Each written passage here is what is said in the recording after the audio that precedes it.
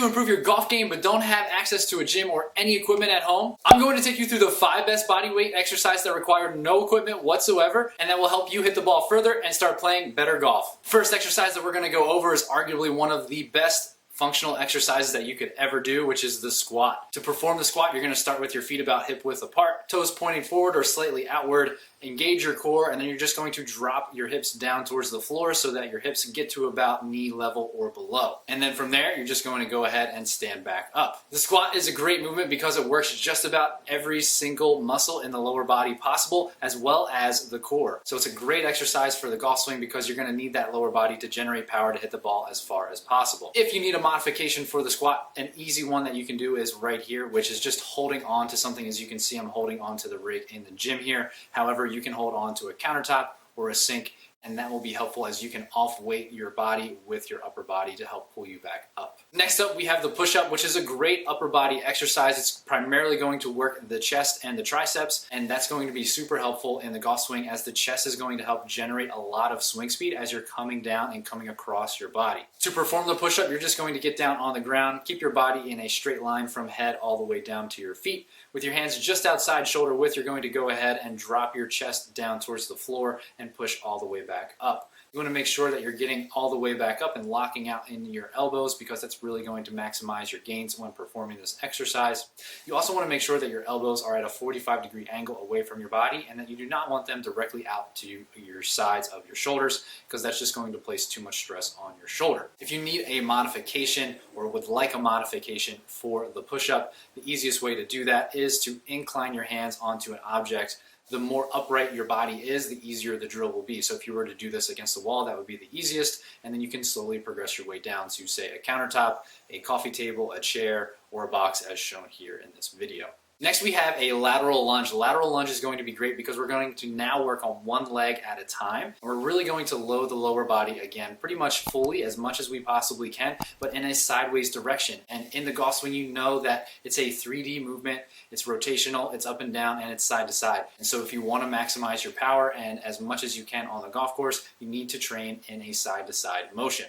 To perform the lateral lunge, you're going to start standing with your feet together, core engaged. Take one leg, step directly out to the side. You're going to lunge into that, so you're going to bend your knee, push your hips back, go down as deep as you can tolerate, and then go ahead and push yourself back to the starting position.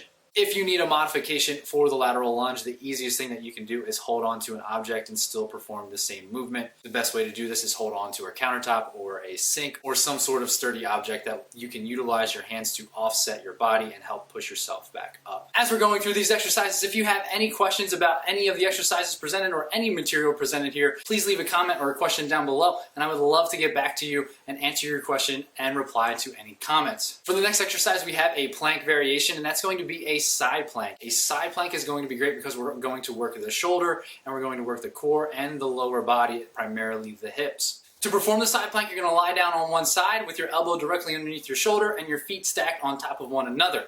From there, you're just going to push your elbow down to the ground and raise your hips up off of the ground and maintain a straight line from your head down to your feet. If you need a modification for the side plank, all you have to do is the same setup. However, the bottom leg, you can just bend your knee, which will create a shortened lever arm, which should make the move a lot easier. Up next, we have a single leg Romanian deadlift. This exercise is going to be great because we're going to work the glutes and the hamstrings, which you already know are super important for the golf swing, as well as the core and some smaller muscles around the hip. To perform this exercise, you're going to be standing on one leg in an upright position. With that leg that you're standing on, you're going to slightly bend that knee, and then that knee angle is not going to change throughout the exercise. From there, you're going to push your butt back by hinging through your hips. While maintaining a relatively neutral spine, your chest is going to come down towards the floor with your arms going straight towards the floor, and your other leg is straight going back behind you. You should feel a stretch in the back of your thigh as you're doing this, which is great and is expected. Once you're down, you can't go any further because of that stretch in the back of your thigh.